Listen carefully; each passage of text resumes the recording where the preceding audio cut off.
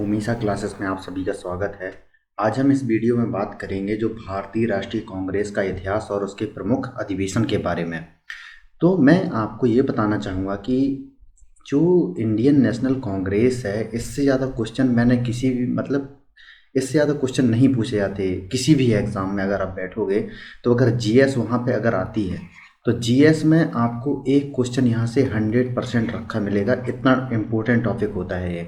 तो इस वाले वीडियो में हम क्या क्या जानेंगे, तो जो भारतीय राष्ट्रीय कांग्रेस की स्थापना और उसके पूर्व स्थापित राजनीतिक जो संगठन हुए थे और कांग्रेस की स्थापना के बारे में जानेंगे। भारतीय राष्ट्रीय कांग्रेस के प्रारंभिक उद्देश्य क्या थे उसके बारे में जानेंगे। भारतीय राष्ट्रीय कांग्रेस के प्रमुख अधिवेशन जो हुए हैं उनके बारे में एक एक करके मैं आपको बताऊंगा, और वो जो सेफ्टी वॉल्व थ्योरी जो दी है उसके बारे में आज इस वीडियो में आपको बताने वाला हूँ। तो क्या हुआ है कि मैं आपको सबसे पहले इसका ओवरव्यू दे दूं। क्या हुआ कि 1857 में हुई क्रांति। 1857 की क्रांति जब हुई तो उसके बाद क्या हुआ कि भारत में ईस्ट इंडिया कंपनी है, उसका जो शासन हो गया समाप्त। तो ये बोला गया कि उसके बाद की जो सीधा जो भारत को जो साम्राज्य है सीधे जो इंग्लैंड की रानी थी उनके नियंत्रण में चला गया। तो हमारी जो अब जो सम्राट हो गया वो जो इंग्लैंड की रानी होती थी वो हो गई। और जो भारत में जो पहले लॉर्ड हुआ करते थे तो वो अब बन गए वॉइसराय। अगर मैं बात करूं तो अगर जो भारत के पहले वॉइसरॉय थे लॉर्ड कैनिंग, तो 1858 से लेके अगर मैं 1947 तक बात करूं, तो अगर मैं लॉर्ड माउंटबेटन तक की बात करूं तो ये वॉइसरॉय उसका पद है वो होता चला आया है। जो पहले इसका जो पद हुआ करता था गवर्नर जनरल हुआ करता था। तब मैं इसको ओवरव्यू मैं आपको इससे बता रहा हूँ। 1857 की क्रांति के पश्चात भारत में राष्ट्रीयता की भावना का उदय तो अवश्य हुआ, लेकिन वह तब तक एक आंदोलन का रूप नहीं ले सकती थी जब तक इसका नेतृत्व संचालन करने के लिए एक संस्था जो है मूर्त रूप में भारतीयों के बीच स्थापित होती। सौभाग्य से भारतीयों को भारतीय राष्ट्रीय कांग्रेस के रूप में एक ऐसी संस्था मिली। यूँ तो पहले भी छोटी मोटी संस्थाओं का प्रादुर्भाव हो चुका था, जैसे 1851 में ब्रिटिश इंडियन एसोसिएशन तथा 1852 में मद्रास नेटिव एसोसिएशन की स्थापना की गई थी। तो मतलब ये हुआ कि जब 1857 की जो क्रांति हुई थी उससे पहले भी हमारे यहाँ पे जो संगठन है राजनीतिक संगठन वो बनने लगे थे कि, लेकिन इनका जो प्रादुर्भाव है इतना नहीं होता था, क्योंकि जो ये संगठन बनते थे इनमें हमेशा एलीट क्लास जुड़ी रहती। एलीट क्लास ये होती थी कि उनमें जो जनमानस है, साधारण जनमानस, उनमें जो नेचुरल मुद्दे होते थे समाज के वो उठाए नहीं जाते थे। जो वहाँ के पढ़े लिखे लोग हैं वो ही इनको बनाते थे, इसका प्रमुख कारण ये था।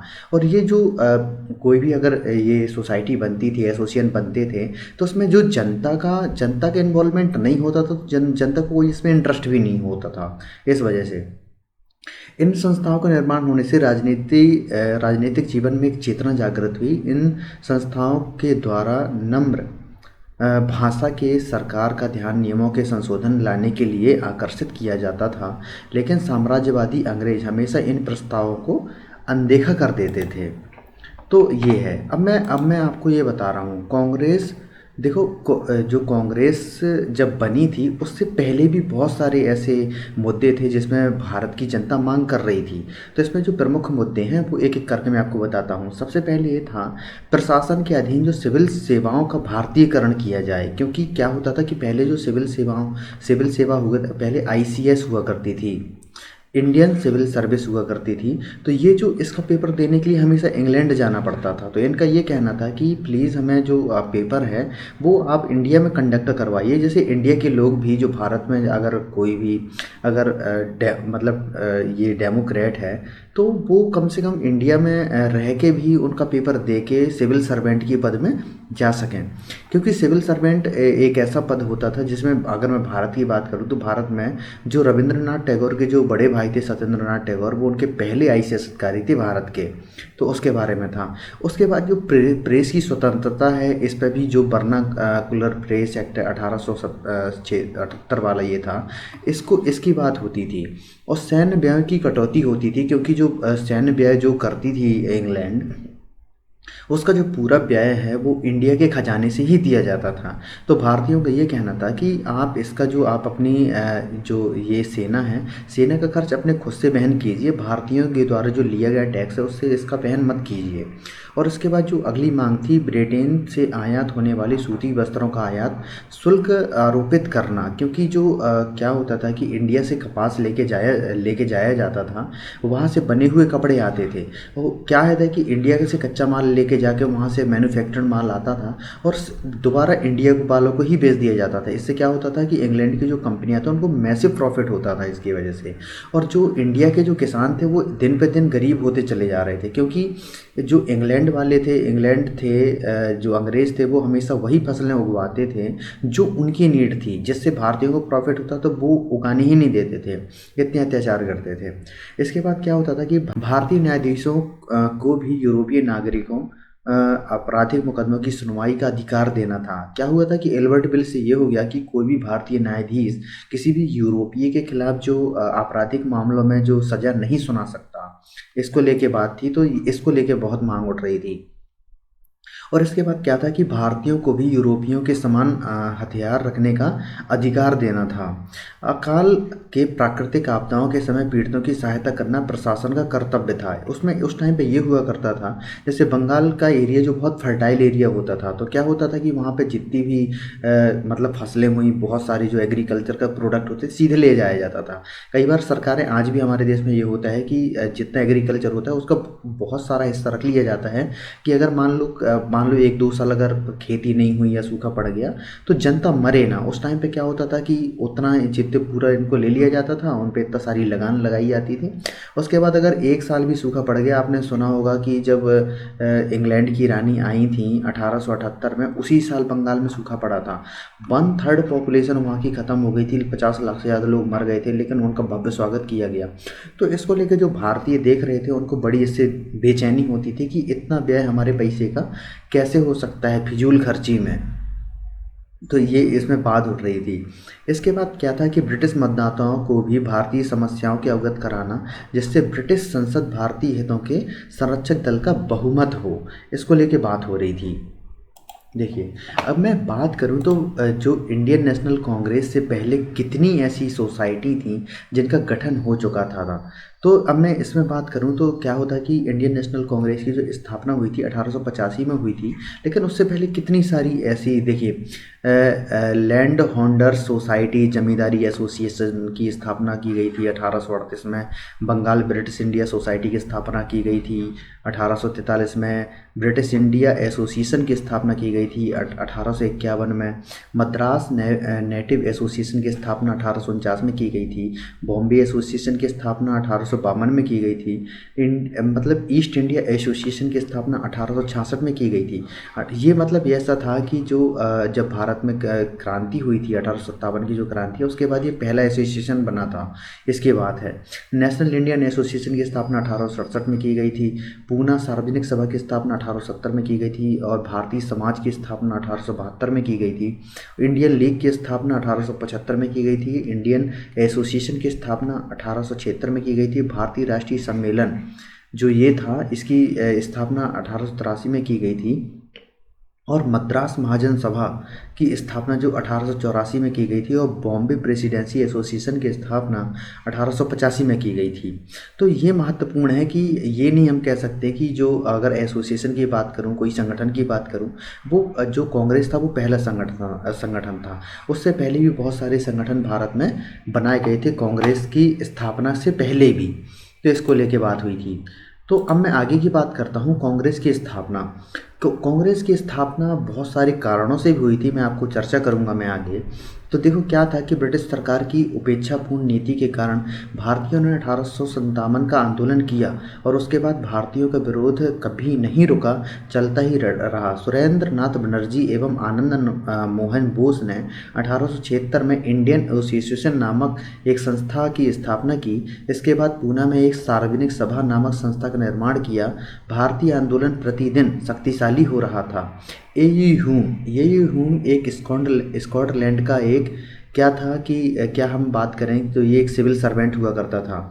लेकिन जो 1885 में ये क्या था कि जब डफरिन आए वहाँ के जो वायसराय हुआ करते थे, तो ये मतलब उनको इतना ज़्यादा नॉलेज नहीं था इंडिया के बारे में।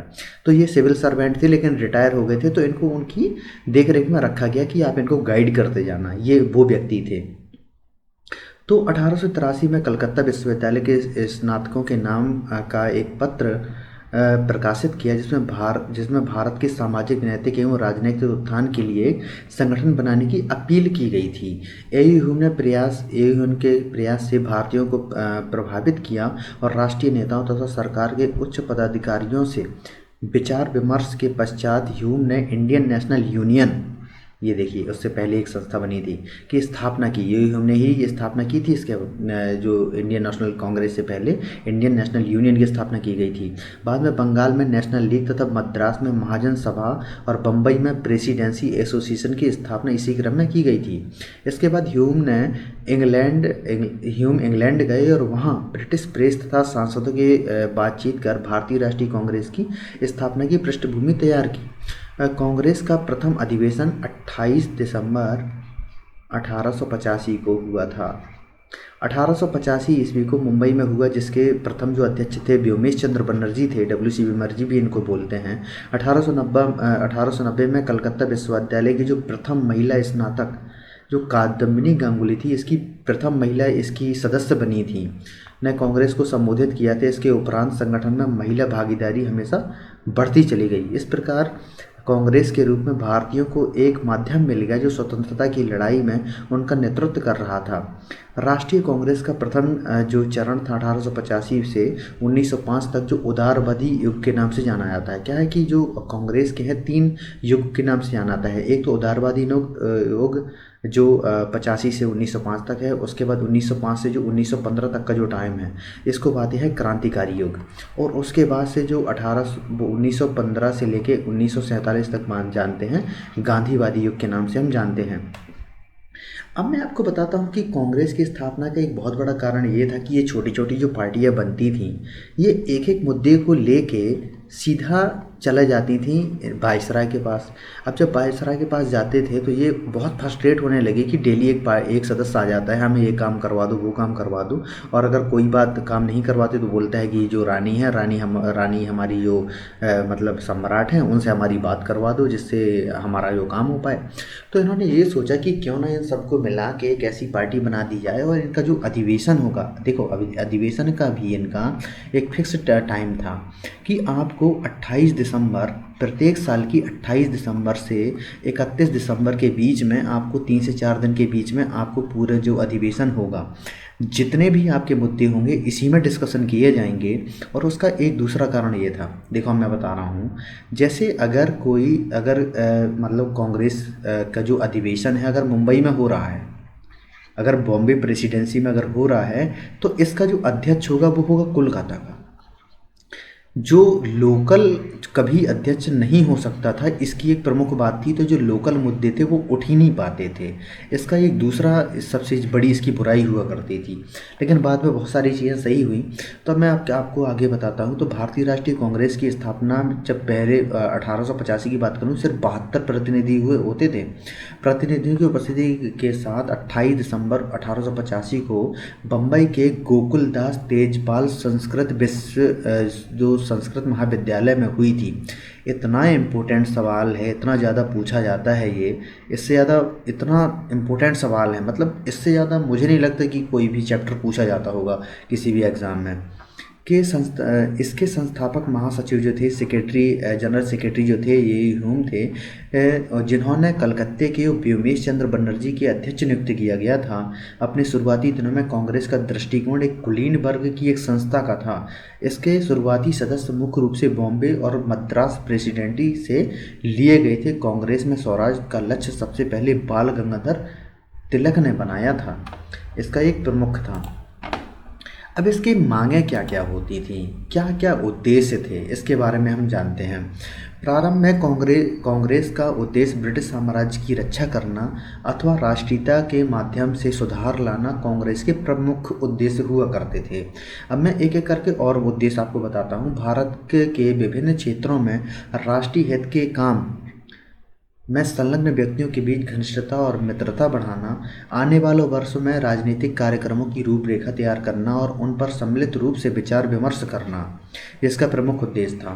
देशवासियों के बीच मित्रता और सद्भावना का संबंध स्थापित करना तथा धर्म, वंश, जाति या प्रांतीय द्वेष को समाप्त कर राष्ट्रीय एकता का विकास एवं शुद्धिकरण करना इसका प्रमुख उद्देश्य था।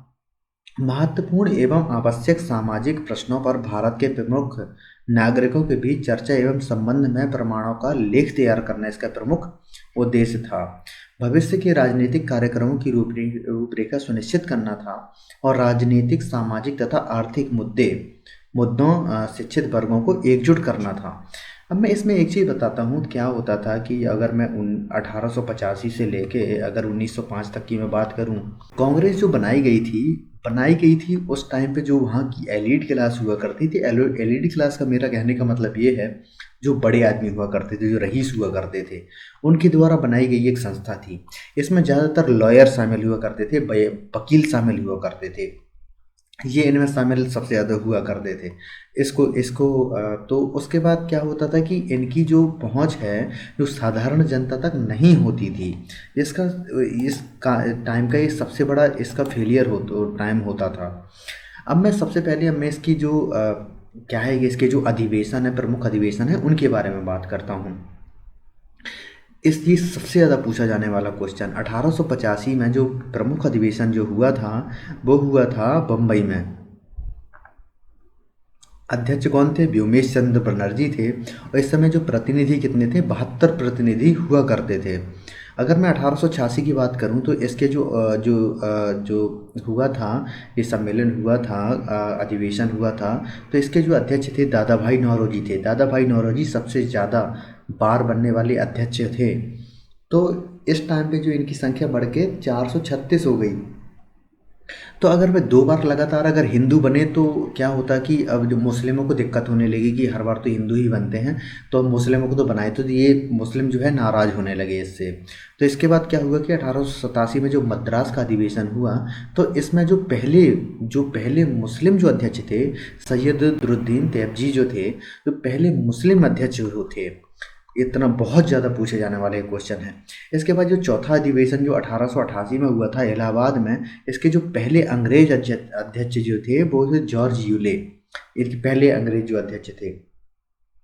और इस समय जो प्रतिनिधि जो बढ़ के 1889 हो गए थे। अगर मैं 89 की ही बात करूं तो इसी टाइम पे क्या होता, कादम्बिनी गांगुली जो थी, पहली बार उन्होंने भाषण दिया था इसमें, वो अभी मैंने आपको बताया था इसमें। तो अगर मैं आगे की बात करूं तो अगर मैं बाकी ये ठीक है, लेकिन अगर अब मैं पहुंचता हूं 1905 में। 1905 का क्या टाइम था? 1905 में हुआ था बंगाल विभाजन, स्वदेशी आंदोलन की शुरुआत होती है। इसी टाइम ड्यूरेशन से शुरुआत होती है। इसी टाइम के बाद से आप देखेंगे कि जो उदारवादी काल जो है समाप्त हो जाएगा। तो ये है। अब अगर मैं 1906 के अधिवेशन की बात करूं तो 1906 के अधिवेशन की जो अध्यक्षता की थी वो दादा भाई नौरोजी ने की थी। ये अधिवेशन हुआ था कलकत्ता में। अगर मैं इसकी बात करूं तो इस अधिवेशन में क्या था, स्वराज शब्द का प्रयोग पहली बार प्रयोग किया गया था। और मुस्लिम लीग की जो स्थापना है इसी टाइम में हो गई थी। क्या था कि जो मिंटो थे उस टाइम पे वायसराय बन के आया करते थे। लॉर्ड कर्जन थे। लॉर्ड कर्जन के बाद जो वायसराय बन के आए लॉर्ड मिंटो थे। तो लॉर्ड मिंटो के टेन्यूवर में ही जो मुस्लिम लीग की स्थापना 1 अक्टूबर 1906 को आगा खां के नेतृत्व में की गई थी। ये भी बहुत इम्पोर्टेंट सवाल है। अब मैं बात करता हूँ 1907 के अधिवेशन में। 1907 के अधिवेशन में क्या हुआ कि ये जो अधिवेशन हुआ था वो हुआ था सूरत में। तो इसके तो अध्यक्ष थे वो थे रास बिहारी बोस। और इसमें क्या हुआ कि जो भारतीय राष्ट्रीय कांग्रेस के 2 गुट बट गए इसमें। एक तो था गरम दल, एक था नरम दल। 2 गुटों में भारतीय राष्ट्रीय कांग्रेस का जो विभाजन हो गया।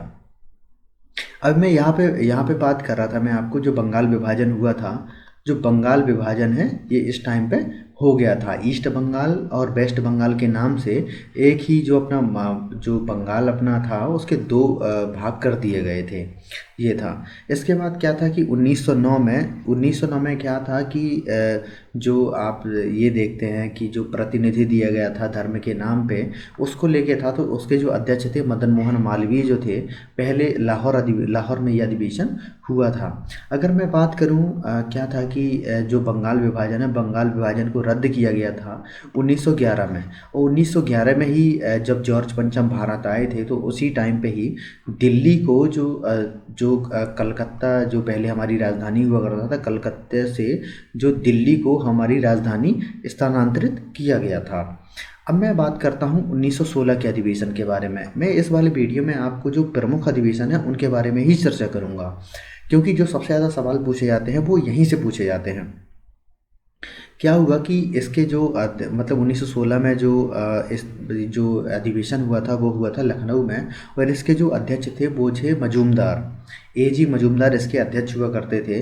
और इसमें कांग्रेस तथा मुस्लिम लीग के साथ मिलना, कांग्रेस में गरम दल का विलय, कांग्रेस के गरम दल का और नरम दल का विलय हो गया था, और मुस्लिम लीग और कांग्रेस का एक साथ पहला अधिवेशन था, ये अकेला ऐसा अधिवेशन था। एक क्वेश्चन बहुत पूछा जाता है कि जो मोहम्मद अली जिन्ना है, मोहम्मद अली जिन्ना कांग्रेस से कब अलग हुए, तो वो जो टाइम था वो 1920 में मोहम्मद अली जो जिन्ना थे वो कांग्रेस से अलग हो गए थे। कांग्रेस से उन्हें इस्तीफा दे दिया था। अगर मैं भारत की मतलब अगर मैं 1917 के अधिवेशन की बात करूं तो ये अधिवेशन हुआ था कलकत्ता में, और इसमें जो एनी बेसेंट थी, एनी बेसेंट इसमें पहली महिला अध्यक्ष बनाई गई थी। एनी बेसेंट क्या थे कि एक थियोसॉफिकल सोसाइटी चला करती थी, उसके कार्यकर्ता के रूप में भारत आई थी, और इनको बहुत ज़्यादा पसंद भारत आने लगा तो ये यहीं पे बस गई। ये एक आयरिश महिला हुआ करती थी। आयरिश महिला का मतलब ये है कि आयरलैंड की ये रहने वाली थी। वहाँ पे भी इंग्लैंड के खिलाफ मूवमेंट चला करता था, जिससे जो भारत में भी सेम सिचुएशन थी, तो भारत को ये अपना घर जैसा ही मानती थी। ये अब इस टाइम पे क्या होता था कि 1917 के आसपास तक गांधी जी, 1915 में गांधी जी की एंट्री हो जाती है भारत में। उसके बाद बहुत सारे आंदोलन है भारत में चलने लगते हैं। तो क्या होता है कि देखो चंपारण आंदोलन 1917, खेड़ा है, उसके बाद बहुत सारे ऐसे आंदोलन हैं। उसके बाद 1920 का अगर मैं बात करूं तो 1920 में जो असहयोग आंदोलन था वो चलने लगा था। तो इस समय जो क्या था कि कांग्रेस के संविधान में परिवर्तन किया गया था, और इस समय जो ये अधिवेशन हुआ था वो हुआ था नागपुर में, और इसके जो अध्यक्ष थे C विजय राघवाचार्य जो इसके अध्यक्ष थे। अगर मैं 1922 की मैं बात करूं, इस टाइम पे जो क्या था कि जो ये अपना मतलब जो आंदोलन चल रहा था, असहयोग जो आंदोलन था ये ख़त्म हो गया था। तो इस समय जो स्वराज पार्टी का गठन किया गया था। अगर 1 जनवरी 1923 की अगर मैं बात करूं तो स्वराज पार्टी का गठन किया गया था। तो इसमें जो अध्यक्ष थे चित्तरंजन दास और मोतीलाल नेहरू ने मिलकर स्वराज पार्टी का गठन किया था। अगर मैं देखिए ये 1923 का जो अधिवेशन था वो दिल्ली में हुआ था। इसके जो अध्यक्ष थे वो थे अबुल कलाम आज़ाद। अगर मैं ये बात कहूँ कि सबसे लंबे टेन्योर तक अध्यक्ष रहने वाले कौन थे, तो वो थे अबुल कलाम आज़ाद। ये सबसे कम उम्र के अध्यक्ष थे। अब मैं बात कर रहा हूँ 1924 के जो बेलगांव अधिवेशन हुआ था। इसमें जो पहली बार मात्र एक बार जो अध्यक्ष बने हैं गांधी जी, वो बने हैं बेलगांव अधिवेशन में। अगर मैं 1925 की बात करूँ तो 1925 कानपुर में इसका अधिवेशन हुआ था, और सरोजिनी नायडू प्रथम भारतीय महिला अध्यक्ष थी। ये था। अगर मैं 1927 की बात करूं तो ये मद्रास में हुआ था। M.A. अंसारी इसके जो अध्यक्ष थे, और इसमें क्या था कि जवाहरलाल नेहरू के आग्रह पर पहली बार स्वतंत्रता प्रस्तावित किया गया था, ये हुआ था। अगर मैं बात करूं 1930 के अधिवेशन की तो देखो 1930 के अधिवेशन इसमें नहीं हुआ था, और इसमें जवाहरलाल नेहरू को अध्यक्ष बने रहे थे। क्या था कि 1929 में थे, 1929 से। अब मैं आगे की बात करता हूँ, तो आगे की मैं बात करूँ तो ये थे। अब मैं ये बात करूँ कि 1931 का बहुत इम्पोर्टेंट ये जो अधिवेशन था कराची में हुआ था, और जो वल्लभ भाई पटेल थे, इसमें क्या था कि मूल अधिकार तथा राष्ट्रीय आर्थिक नीति जो प्रस्ताव इसमें पारित किए गए थे। मूल अधिकारियों को जो अगर मैं बात करूं तो यहीं से बात उठती है कि जो लोगों को मूल अधिकार हैं वो कैसे दिए जाएंगे, इसको लेके बात हुई थी। अगर मैं 1934 की मैं बात करूं तो 1934 के अधिवेशन है वो बम्बई में हुआ था, और इसके जो अध्यक्ष थे वो थे राजेंद्र प्रसाद, और कांग्रेस सोशलिस्ट पार्टी का इसमें गठन किया गया था। अब मैं बात करता हूँ 1937 की। तो 1937 का जो अधिवेशन है भैजपुर में हुआ था, और इसके जो अध्यक्ष थे जवाहरलाल नेहरू थे। ये पहली बार है जो एक किसी गांव में जो अधिवेशन हुआ हो उसकी ये है एक गांव भैजपुर, ये इस अधिवेशन हुआ था। अगर मैं सुभाष चंद्र बोस की बात करूं तो 1938 में जो हरिपुर अधिवेशन हुआ था उसमें सुभाष चंद्र बोस इसके जो अध्यक्ष बने थे। और अगर मैं 1939 की बात करूं जो त्रिपुरी अधिवेशन हुआ था उसमें भी सुभाष चंद्र बोस अध्यक्ष हो गए थे। बोस को अध्यक्ष बनाया गया, इन्होंने फॉरवर्ड ब्लॉक की स्थापना की थी। लेकिन इसके बाद क्या था कि पट्टाभी सीतारामैया को इन्होंने पराजित किया था, लेकिन बाद में जो गांधी जी हैं अनशन में बैठ गए थे, तो बाद में इन्होंने अपनी जो सीट है वो छोड़ दी थी। अब मैं इसके बाद अब मैं बात करता हूँ तो 1940 में क्या हुआ कि अबुल कलाम आज़ाद को इसका अध्यक्ष बनाया गया था रामगढ़ अधिवेशन में। और उसके बाद आपने ये देखा हो कि जो वर्ल्ड वॉर चलने लगी तो उसके बाद अधिवेशन नहीं हुए 1945 तक। तो उसके बाद क्या हुआ कि अधिवेशन नहीं हुए, तो इसी टाइम पे आपने देखा होगा कि भारत छोड़ो आंदोलन जो है वो शुरुआत हो गई थी इसकी। अगर मैं ये बात करूं कि जिस समय भारत भारत जो आज़ाद हुआ, बिल पास हुआ था, उस समय भारत के जो अध्यक्ष क्या कौन थे, तो जे बी कृपलानी जो थे। जे बी कृपलानी उस समय भारत के जो मतलब इसमें इंडियन नेशनल कांग्रेस के अध्यक्ष हुआ करते थे। अगर मैं बात करूं 1947 के जो अधिवेशन हुआ था उस समय भारत के जो अध्यक्ष कौन थे INC के, तो इसके जो अध्यक्ष थे वो थे राजेंद्र प्रसाद। अब मैं आगे की बात करता हूँ।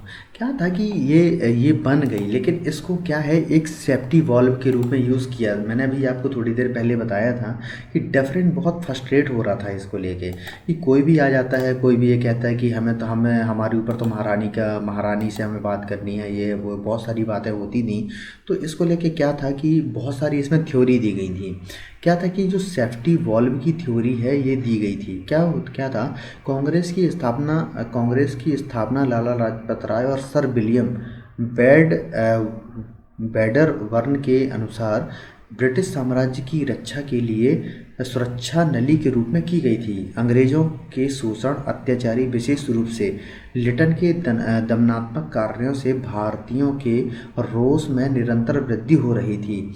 ह्यूम को गृह सचिव होने के कारण पुलिस की गुप्त रिपोर्टों को पढ़ने का अवसर प्राप्त हुआ और उसे भारत के आंतरिक भूमिगत षड्यंत्रों आदि के बारे में ज्ञान हो गया। अतः ब्रिटिश साम्राज्य के लिए सुरक्षा साधन की आवश्यकता थी। ह्यूम का उद्देश्य एक राजभक्त राजनीति संगठन को स्थापित करना था, जिससे भारतीयों के बुद्धिजीवी और अराजकतापूर्ण कार्यों को अलग रखा जा सके।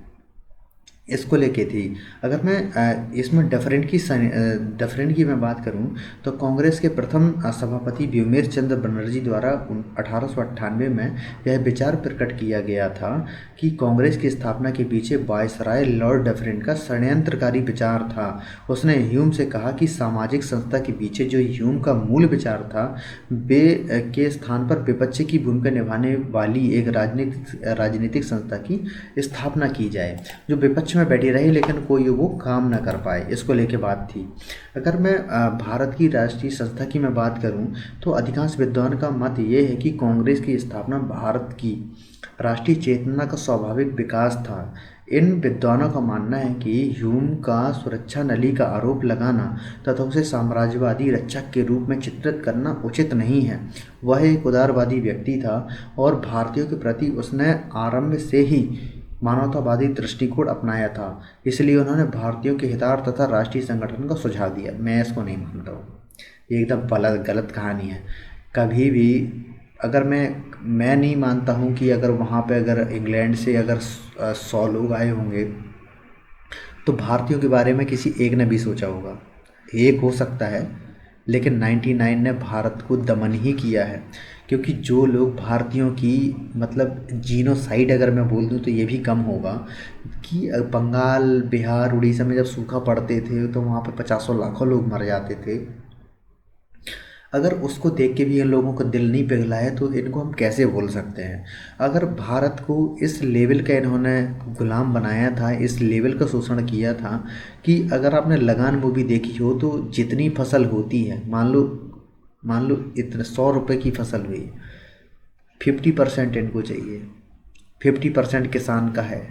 इसमें पूरा साल भर मेहनत करी, सब कुछ किया, अंत में इसको मतलब खाने को भी नहीं है, मतलब साल भर खाने को भी नहीं है और पूरा मज़ा लूट के ले गए। ये भूमि किसान की, मेहनत किसान की, मज़ा कौन लूट रहा है? अंग्रेज। ये इसमें बात थी। आशा करता हूँ कि आपको वीडियो अच्छा लगा होगा। अगर आपको वीडियो अच्छा लगा तो प्लीज़ इसको लाइक कीजिए, सब्सक्राइब कीजिए और शेयर कीजिए। धन्यवाद।